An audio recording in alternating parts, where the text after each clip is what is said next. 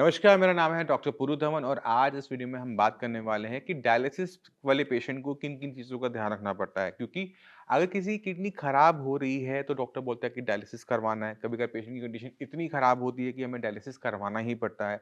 और हर किसी kidney failure patient को डायलिसिस से बहुत डर लगता है, क्योंकि हमने अपने आस-पास डायलिसिस वाले पेशेंट्स को देखा हुआ होता है, जिनकी कंडीशन डे बाय डे खराब होती चली जाती है और बहुत कम टाइम के अंदर वो चले जाते हैं। जो पेशेंट है उसका सीक्रेट पता होता है कि कैसे और क्यों इस पेशेंट ने 20 साल अपना डायलिसिस करवा लिया और ये पेशेंट क्यों 2 महीने नहीं चल पाया। अगर आप इस फ़र्क को समझ जाओगे, तो आपके लिए जो सर्वाइवल है ऑन डायलिसिस बहुत आसान हो जाता है। क्योंकि किडनी कभी भी अपने आप खराब नहीं हो रही, कोई ना कोई कारण ज़रूर है, चाहे वो बढ़ा हुआ बीपी हो, चाहे वो बढ़ी हुई शुगर हो। अगर बीपी, शुगर की वजह से किडनी खराब हो रही है, तो बीपी, शुगर तो ऐसी 2 बीमारी है जिनको आप मेडिसिन से कंट्रोल कर सकते हो। तो आपने क्या करना है, अपना बीपी शुगर टेस्ट करना है, रोज़ करना है, दिन में कई बार चेक करना है और चेक करना है कि कहीं मेरे बीपी और शुगर बढ़े हुए तो नहीं है। अगर बीपी शुगर आपकी ठीक है, तो आप नोटिस करोगे कि आपकी किडनी की जो कंडीशन है वो भी स्टेबल है। तो डायलिसिस की प्रोसेस को अब हमें समझना पड़ेगा। तो डायलिसिस में हम क्या कर रहे हैं कि खून को शरीर से बाहर निकालते हैं। एक मशीन में उसको हम लेके जाते हैं जिसे हम डायलाइज़र मशीन कहते हैं। इस मशीन के अंदर क्रेटिनिन, यूरिया और आपके शरीर में जो एक्स्ट्रा है, पानी अगर एक्स्ट्रा तो पानी है, नमक एक्स्ट्रा तो नमक निकल रहा है, वो सारी चीज़ें बॉडी से बाहर हो रही हैं। मगर जब गंदगी बाहर निकल रही है, तो साथ में कुछ अच्छी चीज़ें भी निकल जाती हैं, जैसे प्रोटीन है, विटामिन है, मिनरल है, मेडिसिन्स हैं, जो आप पूरे दिन में लेकर आए हो, सब की सब आपकी बॉडी से मशीन की वजह से बाहर चली जाती है। नॉर्मली किडनी ऐसा नहीं करती, बट मशीन की अपनी एक लिमिटेशन है, जिसमें वो अच्छी चीज़ों को भी बॉडी से बाहर निकाल रही है, गंदी चीज़ों के साथ-साथ। इसी वजह से हम देखते हैं कि हमारा पेशेंट जो है, वो day by day, dialysis by dialysis week होता चला जाता है। तो ऐसा क्या करें कि पेशेंट का अगर हमें डायलिसिस करवाना भी है, तो पेशेंट का जो लाइफ है वो अच्छी हो, पेशेंट की बॉडी में ताकत हो, पेशेंट में चलने की ताकत हो। उसको अगर सॉल्यूशन मेडिसिन सोच रहे हो, तो आप गलत सोच रहे हो। इसका सॉल्यूशन सिर्फ एक है, वो है खाना। आपका फूड जो आप पूरे दिन में खाते हो। क्योंकि अगर आप हफ्ते में 2 बार डायलिसिस करवाते हो, तो जो आपने खाना खाया है 2 दिन में, वो तीसरे दिन निकल जाता है। अगर आप उसको कंपनसेट करते रहते हो, जो ताकत आपके शरीर से बाहर गई है, विटामिन, मिनरल्स, प्रोटीन जो बॉडी से बाहर गए हैं, डायलिसिस की वजह से उसे आप कंपनसेट कर देते हो, ठीक है। अगर आप उसे नहीं करते, तो क्या होगा कि आपकी बॉडी में से हर हफ्ते कुछ विटामिन, मिनरल्स कम हो जाएँगे, प्रोटीन कम हो जाएगा। और आपकी कंडीशन डे बाय डे खराब होनी शुरू हो जाएगी और इस बीच में अगर पेशेंट ने खाना खाना कम कर दिया तो और दिक्कतें बढ़ जाएंगी। तो हमें क्या करना होता है, खाने को रिच करना होता है। रिच मतलब विटामिन मिनरल्स भर के, प्रोटीन भर के। क्यों? डायलिसिस ने जो हमसे छीना है, हमने खाने से वो अपने शरीर में वापस डालना है। अगर जब तक पेशेंट ढंग से खाना खाता रहेगा, अपनी बॉडी में एनर्जी डालता रहेगा, वो पेशेंट डायलिसिस को लंबा टाइम सह लेता है। अब हमें ये समझना है कि कौन-सा खाना उस पेशेंट के लिए सही है और कौन-सा खाना उस पेशेंट के लिए गलत है। इन दोनों को आप समझ जाओगे तो काम बन जाएगा कि किडनी फेलियर का पेशेंट ये सोचता है कि मैं खाने पे कंट्रोल कर लूँगा, खाना टाइट कर दूँगा, मैं खाना कम खाऊँगा, मैं सिर्फ़ फ्रूट्स पे जीऊँगा, मैं सिर्फ़ वेजिटेबल्स खाऊँगा, वो पेशेंट जल्दी खत्म हो जाता है। तो पहली चीज़ आप क्या करेंगे? अपने खाने के अंदर प्रोटीन की मात्रा बढ़ाएँगे, क्योंकि वो मशीन आपके शरीर से प्रोटीन खींच लेती है। तो अगर आपके शरीर में प्रोटीन ही कम है, तो आपके अमीनो एसिड एंजाइम्स नहीं बन पाएँगे, जिसकी वजह से आपकी पूरी बॉडी वीक और वीक और वीक हर डायलिसिस पर होती रहेगी। अब आपने प्रोटीन खाना है, तो प्रोटीन हमें 2-4 जगह से मिलता है। या तो वो वेजिटेरियन प्रोटीन है, जैसे आपकी दालें हो गई, या फिर वो नॉन वेजिटेरियन प्रोटीन है, जैसे दूध हो गया, चिकन हो गया, फिश हो गया, मटन हो गया, ये भी प्रोटीन की आइटम है। तो कौन-सा प्रोटीन मेरे लिए अच्छा है, कौन-सा प्रोटीन मेरे लिए खराब है, ये भी किडनी फेलियर पेशेंट को पता होना चाहिए।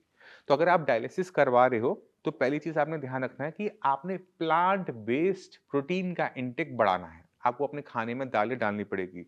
तो कोई भी सब्ज़ी बना रहे हो, मान लो कि आपने गाजर मटर की सब्ज़ी बनाई, तो गाजर मटर के साथ अगर आप मूँगी धुली दाल ऐड कर दोगे, तो कोई दिक्कत है? कोई दिक्कत नहीं है ना? तो उसको ऐड करो। अगर इसमें थोड़े से काले चने ऐड कर दोगे, कोई दिक्कत है? कोई दिक्कत नहीं है ना? ऐड कर दो। क्यों? क्योंकि इसमें प्रोटीन चाहे कम है, बट वो प्रोटीन आपकी सब्ज़ी की जगह सब्ज़ी के साथ आपकी बॉडी की हेल्प कर रहा है, पहली चीज़। दूसरी चीज़ आपने क्या करनी है, दूध और दूध की बनी हुई आइटमों को थोड़ा-सा ऐड करना है। पर दूध जो है वो बिल्कुल लिक्विड होता है। अब पानी जो है हमें कम लिमिट में रखना है, क्योंकि डायलिसिस के टाइम में तो बढ़ जाता है।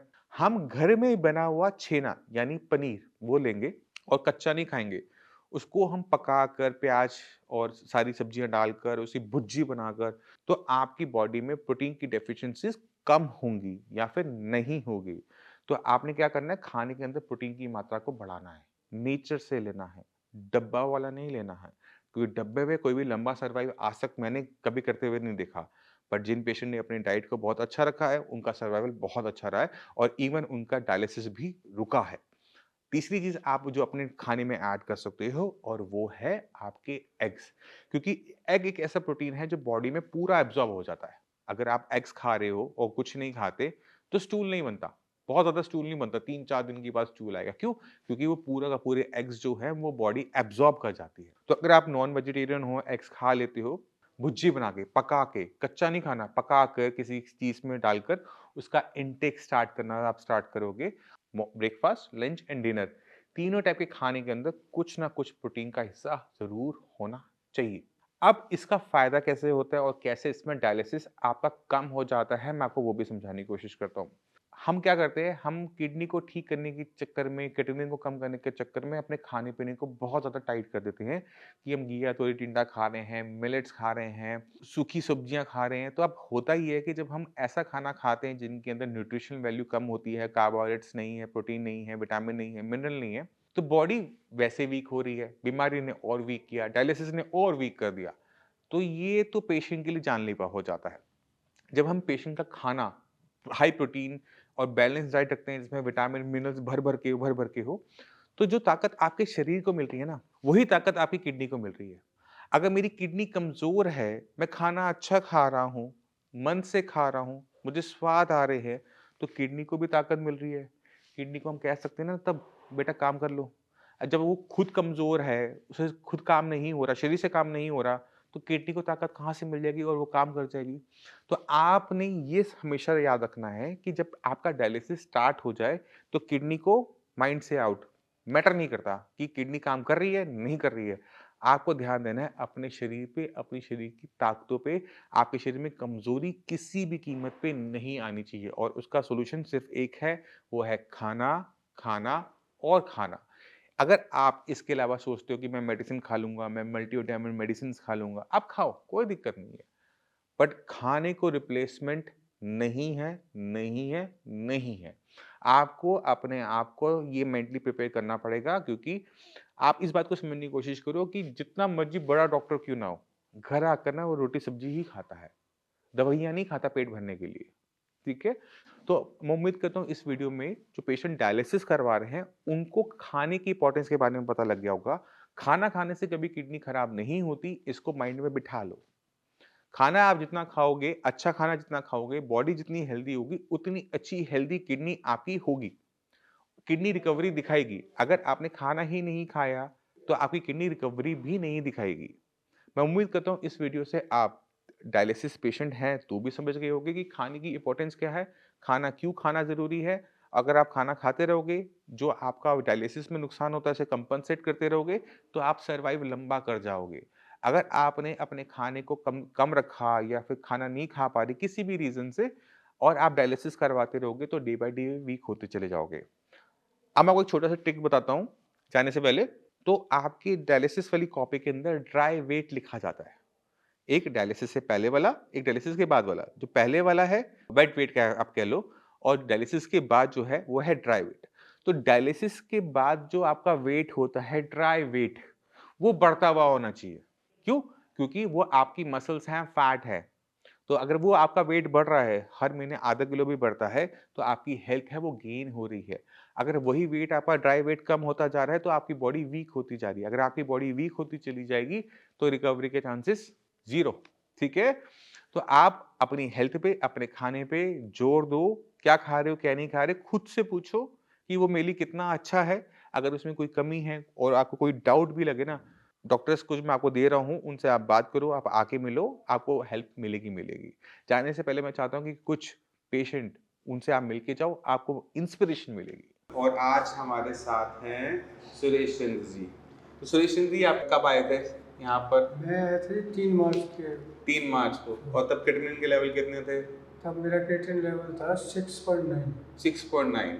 6.9 का मतलब होता है 7 के आसपास, और 7 के आसपास जो होता है 90% किडनी हमारी काम करना बंद कर चुकी होती है। अब आपका किडनी लेवल कितना आ रहा है? ये 15 दिन बाद तो आ गया था 3.1। फिर अभी 15 कितना दिन, है? फिर उसके बाद 15 दिन की मेडिसिन ली हाँ तो 3 पे आ गया। हाँ, अब मैं मेडिसिन मेरी चालू है अब 3 पे रुका हुआ है। और भी डाउन हो जाएगा। हाँ, ठीक है। तो इनका अभी जो करंट लेवल है वो 3 है, और 3 पर भी हम ये मान के चलते हैं कि किडनी 50% तक अभी भी काम नहीं कर रही। बट पहले 90 से 50 हम पे आया, तो 40% की किडनी की फंक्शनिंग हमारी सुधरी है। अब आपकी किडनी खराब क्यों हुई वो जानना भी इम्पोर्टेंट है। किडनी इनकी खराब हुई थी डायबिटीज़ की वजह से, ठीक है। डायबिटिक नेफ्रोपैथी कहते हैं जब हमारी किडनी डायबिटीज से खराब हो रही होती है। आपको आराम क्यों आया अब वो जानना जरूरी है। आपको आराम इसलिए आया क्योंकि हमने आपके डायबिटीज को काफी हद तक कंट्रोल कर दिया। जब एक बार शुगर कंट्रोल में आनी शुरू हुई तो किडनी के पास अब बहाना नहीं था और खराब होने का डायबिटीज की वजह से, ठीक है। तो अब क्या हुआ कि जैसे हमने मेडिसिन दी तो लेवल्स आपके डाउन होने शुरू हो गए। अभी आपने कहा कि मुझे उम्मीद है कि और नीचे जाएगा, और मैं कहता हूँ कि मुझे उम्मीद नहीं है कि और नीचे जाएगा, क्योंकि किडनी के अंदर जो हिस्सा मरा हुआ है ना वो आगे भी मरा ही रहेगा। वो जिंदा नहीं होता, वो रीजनरेट नहीं होता। बट जो हिस्सा बीमार होता है वो रिकवर हो जाता है। मैंने यानी वो जिंदा था, बीमार था, काम पे नहीं आ रहा था, वो काम पर आ गया, उसने काम उठाया, क्रिएटिनिन को डाउन कर दिया। बट कभी भी क्रिएटिनिन लेवल हम सोचे कि डायबिटिक वाले पेशेंट के अंदर 7 से वो 0 हो जाएगा, कभी नहीं होगा। तो आपके लेवल यहाँ पर स्टेबल रहने चाहिए। अब आपने क्या करना है, अपनी बॉडी पे काम करना है कि आपकी बॉडी में एनर्जी बनी रहे, ताकत बनी रहे। क्यों? क्योंकि अगर ताकत बनी रहेगी तो हम सारे काम करने लायक बने रहेंगे, ठीक है। छोटी मोटी जो आप गलती करते खाने पीने में, मैंने वो ठीक करवा दी है।